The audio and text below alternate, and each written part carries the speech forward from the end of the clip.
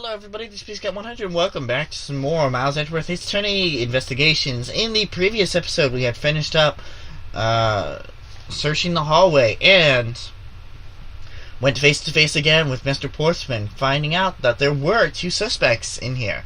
But Mr. Portsman does not give up that easily, and that's why we're going to do this now. If you like what you see, leave a like down below, comment if you have anything to say, subscribe to me if you haven't, just stay up to date with my videos, and share with your friends so that they can also enjoy this experience. Let's get moving.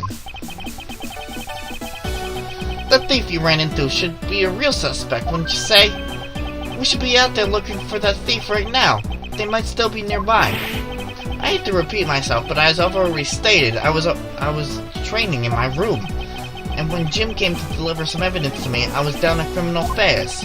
So I can't be expected to know what happened around here after I left. So you think we should be out there looking for the thief? Of course. Now's not the time to be wasting time on dead-end discussions. I don't think it's that whole dead end. I found your alibi to be fascinating. Let's continue where we left off, shall we? I know he's lying. I know he was here at the scene of the crime. I just have to find a way to prove it.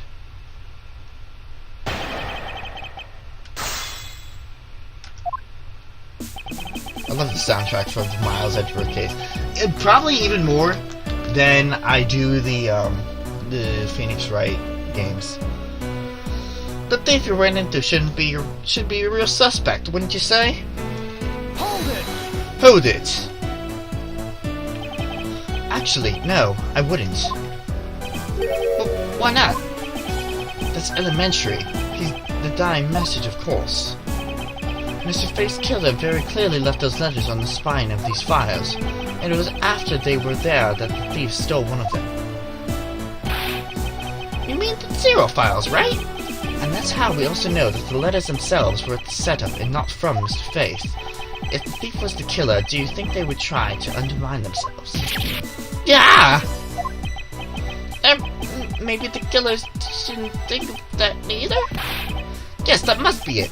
Maybe, just maybe. We should be out there looking for the thief right now. I think it might still be in the area. Hold it! Hold it! Once escaped, I highly doubt the thief would linger nearby. Well, you never know. Maybe they didn't get what they were really after. Oh, you talk like you know quite a bit about this thief. It's nothing like that. I have no idea about anything, after all. I hate to repeat myself, but as I've already said, I was training in my room. Hold it! Hold it! But according to Mr. Face note... Hold on, I thought we already cleared that up. Didn't we say that Jim left that note for me in the early evening? If you have proof that he left it at a different time, say, before he was murdered... I don't have any, no. You see, so insist again that I was in my office the entire time. And when Jim came to deliver some evidence to me, I was down at criminal affairs. Why didn't you go there with Mr. Faith? It's because he said that he was tired and going to take a quick nap. You know those sofas in the hallway? He likes to sleep on those. It's one of his habits. And what of this evidence he brought? There were things related to yesterday's case. It's two items: a gun and a pendant. Interesting. This piece of testimony seems too crucial to let slip through the cracks. Brought me two items, a gun and a pendant, but they're related to yesterday's case. Ooh! You should have read the note! You should have read the note! Let's take a look at that note again. I brought three pieces of evidence. Not two, Mr. Portsman. Not two. Only two pieces. I believe the proper phrase here is, you fail.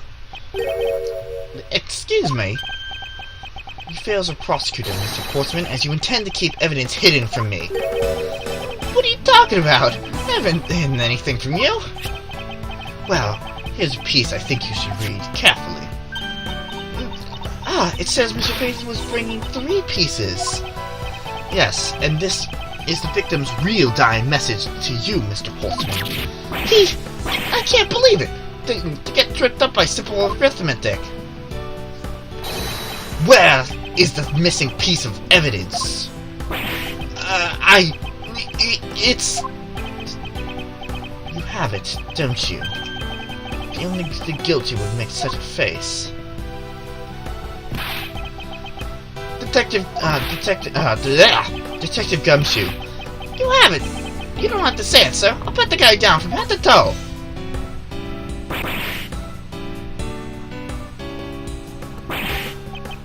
What? Don't come any closer. I'm warning you. This is all part of the investigation, pal. So don't even think about stopping me. No!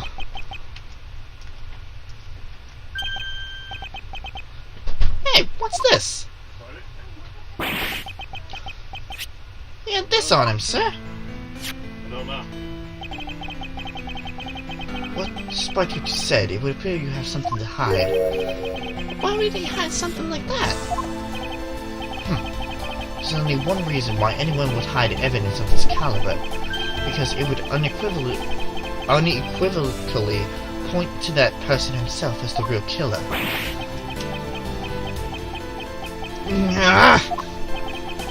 Let's examine this videotape in a little more detail.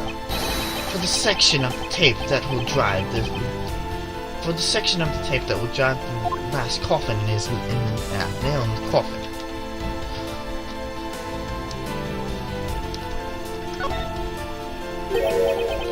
The KG8 incident. That's a police case number, sir. Doesn't that mean there's video as evidence from that case? Interesting. However, that's what's recorded. What's recorded on here is what's important right now. Let's get to the casing and I'll throw once over. Aha! Nah! That's blood, isn't it, sir? Yes, and I believe this is what the good prosecutor was trying to hide from us. This blood is still fresh. You mean this might be Detective Faith's blood? No! You've got it all wrong! No amount of denial can save you. We have but to run a blood test to find the truth. You told us what you had received evidence from the victim earlier. Now you will tell us when and how the victim's blood found its way onto the video. Yeah, it's totally suspicious. Was it at that moment of his death? Did Detective Faith have the videotape on his personage when he killed him? You know this very well. No way to prove that. Not even if we were to examine this tape for fingerprints. Yeah!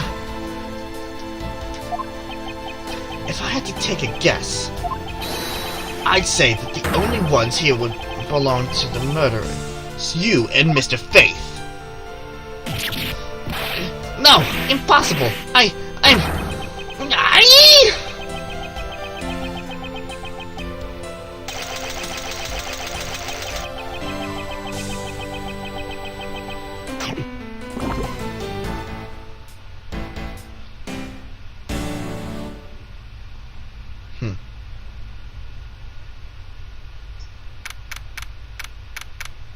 March 14th, 5:47 a.m. High Prosecutor's Offices, room 1202. Sorry guys, but I gotta pause it here because I actually have to go somewhere. So I'll finish this up later. Hopefully it doesn't screw up. If it does, I have it saved here, so I can go back to it and it kind of just like splice the recordings together. So, I will see you guys. You know what? I'm going to end it off here, but it's not going to be in the end of the recording. I know that's confusing. Just bear with me. So, I will see you guys in a little bit. Alright. Hi, guys. I am back about a couple hours later By couple, I mean like 4. No. 5, 6. Like 5 or 6 hours later. And we had a nice dinner. Went to my sister's 8th grade recognition. I hope this is still in, otherwise it's gonna be a problem. And it's ready to finish off this case. So let's do just that. Mr. Portsman has been placed under arrest for the murder of Detective Buddy Faith, sir. Very good. And the results we got back from the lab techs on the tape turned out to be real solid, sir. The blood work came back, and it was definitely Mr. Faith's blood on there. And as a bonus, they were also able to lift a few of Mr. Faith's fingerprints as well. Thank you ever so much, Mr. Edgeworth. I still can't believe I got to see your cool deduction skills outside the courtroom. I'm impressed beyond words, sir. It was nothing. I'm just so sorry that you got caught up in a murder in my office. Please accept my apologies. It was nothing. Really, compared to what I've been through. I consider myself lucky that it was only a burglary and a murder this time, sir. If it had been a holdup or a hostage situation, I'd have my hands thrown up in the air. I think I'm finally rising up from goddess of misfortune to just an unlucky person. Something tells me we should have hired a different person for security detail. You know something, sir? That Mr. Portsman really was one corrupted prosecutor. And why would you say he was corrupt? Well, I heard that there were a number of suspicious things related to his court cases. There's even rumors about how some of the evidence he uses is forged, sir. Forged evidence, huh? And they say even he decided not to prosecute a few cases for some really vague reasons. Oh, that guy was a complete disgrace to the entire profession. We never did get around to asking what his reason was for breaking into my office. Yeah. Whenever we got near the topic, he just climbed up. Although, we can be pretty certain it was to steal something. This is just between you and me, sir, but there's a rumor that some sort of huge organization is involved behind the scenes. Oh, well. With Mr. Portsman not willing to divulge anything, it certainly leads credence to that rumor. It would seem that we haven't heard the last of this. Huh? Then Mr. Portsman isn't the bad guy? I didn't say that, but rather that there are still many more mysteries for us to solve. For example, we still haven't figured out the significance to this piece of evidence.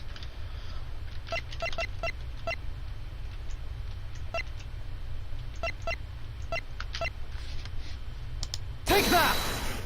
Take that! The person who stole this file, the other villain of the night. Yeah, I wonder who it was. And what happened to the stolen pages? I wonder, who in the world was it that held me up at gunpoint? Mr. Edgeworth, sir! Yes? I came across this while I was processing your office earlier, sir. This card. What is it, sir?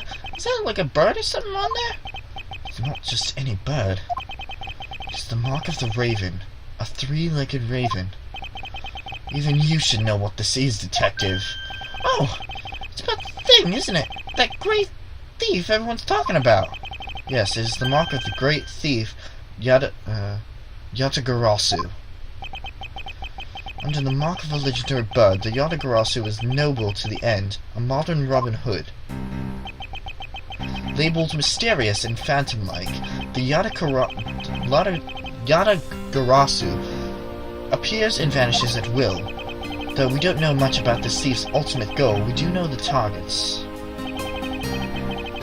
The Yatagarasu likes to find and make public evidence of corrupt dealings of all sorts. The theft is always performed in silence, and always with perfection. Once a target is chosen, no dramatic calling card or announcement is set forth. Instead, the chosen corporation is infiltrated without even the target noticing. Some days later, the evidence that was found is sent out to the mass media, along with a single card. Although, it has been a while since the Yatagarasu's last appearance. Hey, Mr. Edgeworth! Look, something's written on the back! What? Let me see. It's the location of where the thief put the stolen files. So the person who stole the contents of the file was the Yatagarasu. Yatagarasu organization. Quite a few key words are popping up in this mystery. The murder in my office. The return of the great thief, Yatagarasu. Looking back, I can't say I didn't see these events coming, for they were heralded by the incidents that began to occur 2 days ago.